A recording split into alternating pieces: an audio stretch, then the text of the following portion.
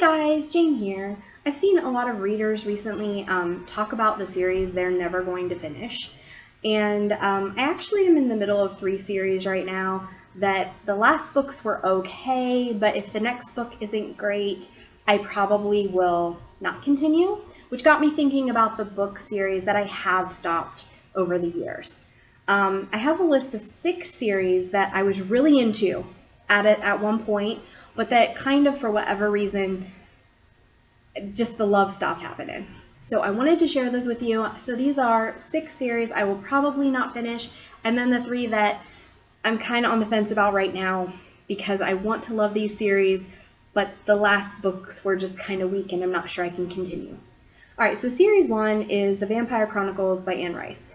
I'm not going to get too much into this explanation. It's about vampires. It's a pretty popular series. You probably know what it is. I read through Memnoch the Devil, which is book 5 out of 13. And Memnoch the Devil was okay. The Vampire Armand, which was the next one after that, I just couldn't get into. And I'm not really sure, it's been a while, what drew me away, but I loved Queen of the Damned, and I almost think that that book was so good that everything after it just didn't measure up, and I was kind of frustrated because they couldn't compare to Queen of the Damned. Queen of the Damned was my favorite book in that series. The second series was the Sookie Stackhouse Southern Vampire Mysteries. And if you're not familiar with it, that's loosely what the show True Blood was based on. Basically, you have Sookie Stackhouse, she's a telepath. She gets involved with these vampires who she has relationships with, and she's trying to solve mysteries involving them. And it's a lot of urban fantasy type fun. I got as far as book number 10, which is Death in the Family, and that is out of 13 books. And for me, there was a lot of drama with the love interests, and at one point I realized that things probably were not going to go in a way that I was going to be okay with, and so I asked my sister about it, and she was like, yeah, no. And so I kind of chose to be spoiled for the end, and once I found out what was going to happen, I'm like, I can't do it. I don't want to. So I was really disappointed in kind of where things went, and that was kind of being hinted at, I think, in that book, and I was falling out of love with the series by that point because of all the drama, and once I knew it wasn't going to end in a way I could handle, I was like, nah, we're not even going to waste our time. The third series is Betsy the Vampire Queen by Mary Janice Davidson. This book is about a girl who, it's written very much like chick lit. It's funny, it's snappy. She wakes up dead-ish. I mean, she's a vampire, but she's dead. And she realizes quickly that she's the vampire queen, which comes with all kinds of powers and jobs, and she's got human friends, and she falls in love with this guy, and family drama, and it's a really good, really fun series. But I'm probably not going to finish it. I got as far as the book Undead and Unwanted, if I can read my own handwriting. Or Unworthy, I'm sorry. Undead and Unworthy. And that's book 9 of 18. And I think for me, the things that I loved about the series were kind of starting to dwindle down. I don't want to say it was getting too crazy, but it was really neat to see Betsy discover her powers, figure out what it meant to be the vampire queen, and fall in love with Sinclair. But after those things kind of weren't an issue, I just wasn't as interested. And I just felt like there wasn't a lot that could happen that really had me invested. The arcs were just kind of over that I cared about.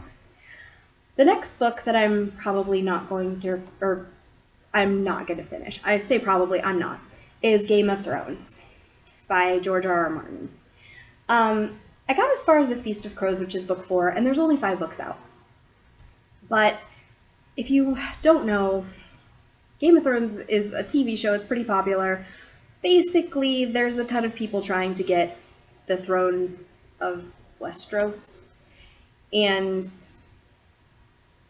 yeah, it's too complicated to give a long explanation on. But there's a big fight over a throne.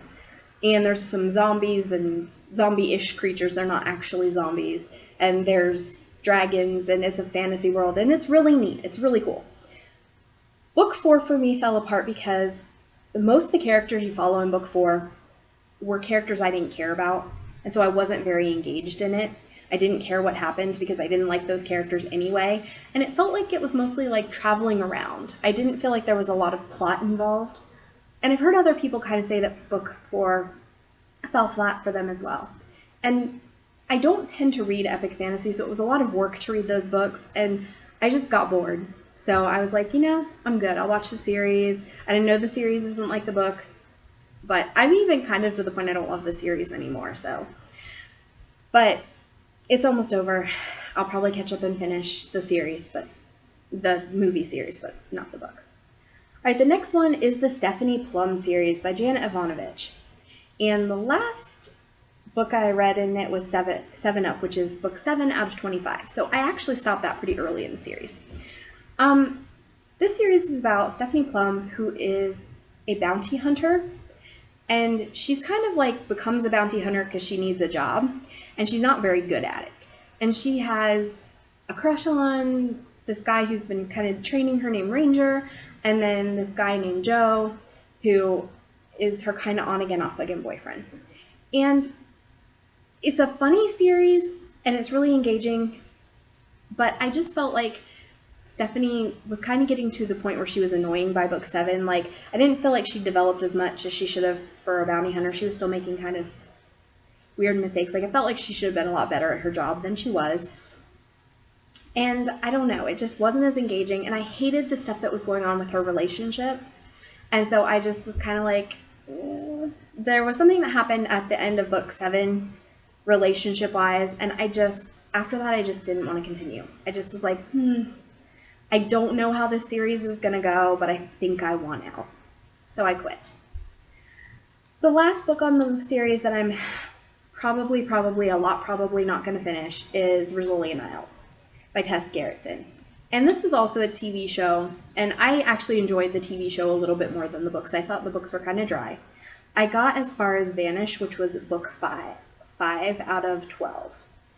And basically, Rizzoli is a police officer, Isles is a medical examiner, and they solve crimes. I wasn't real engaged by the time that I got to that point in the series, and especially the characters. Like, this show was so much better with the character arcs for me. I lost interest. Okay, so those are the ones that I'm absolutely, done with, have been done with for a while, had to look up them and see if I even wanted to continue. There's also 3 series that I'm kind of on the fence about. And these are the ones that I said, like, the last couple books haven't been great, and I'm just not sure if I want to continue. One of them is, number 1 is Paul and Order by Diane Kelly. And I'm on book 5 of 7. 7 that are out now. And this is an interesting series about a woman who gets a canine dog. She's a police officer, she gets a canine, and they have to work together to solve mysteries. And the problem is, I think the last couple mysteries have been a little bit weak for me. I didn't love them. And the characters are interesting, but in the beginning it was like she was training her dog and learning to live with her dog. And we're kind of past that point, and I didn't feel like there's been another really good arc that I could get engaged with.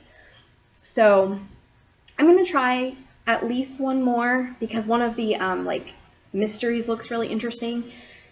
But if it doesn't pick up, I probably won't go back after that. The next one is the Janie Austen mystery series by Laura Levine. And I just did a review last month or 2 months ago on Death of a Bachelorette. I love this series because it's a very funny series, but I felt like it was really overdone in the last book. And the mysteries aren't great, but I've always stayed with it for the humor. And it was so over the top last time that it wasn't really funny. So if it continues to be so over the top it's not funny, I think I'm just going to cut my losses and say it was a great series, but it just got to be too much.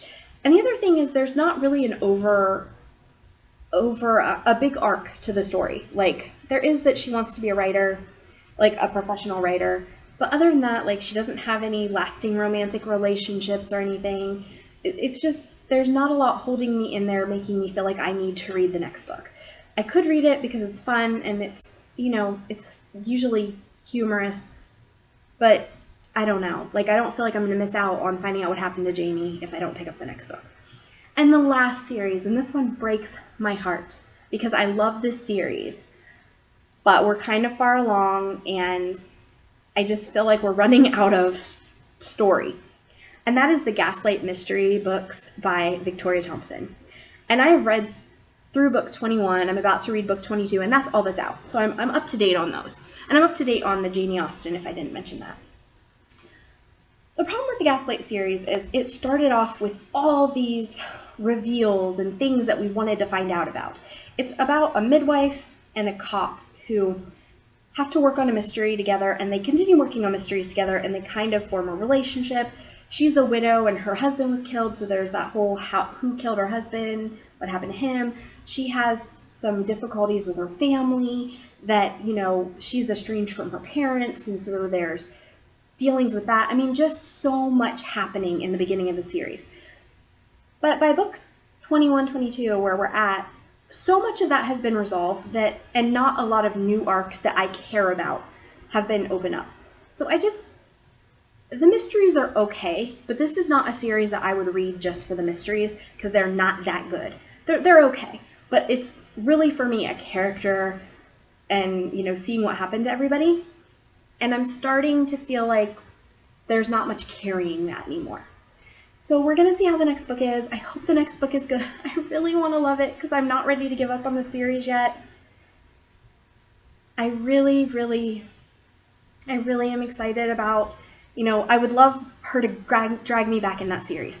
But it's one that feels right now like it's just maybe gone on for too long, and that we should have called it quits a while ago. So hopefully in December, if not sooner, you'll get a review on the last book of the series that I read, and I'll tell you if I'm going to keep trying to continue it. Because like I said, I really want to. I love the series. The series has been one of my favorites and the most amazing.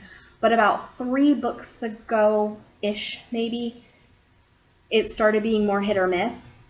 And I don't want to continue if it's going to keep being misses. So this has been great, guys. I'd love to hear about series that you've decided that even though you were a big fan at one point, you're not going to continue because it's just no longer the right series for you. So leave a message in the comments. All the social media is down, buttons are down there. The like and subscribe's down there. So yeah, see you next time, guys. Bye.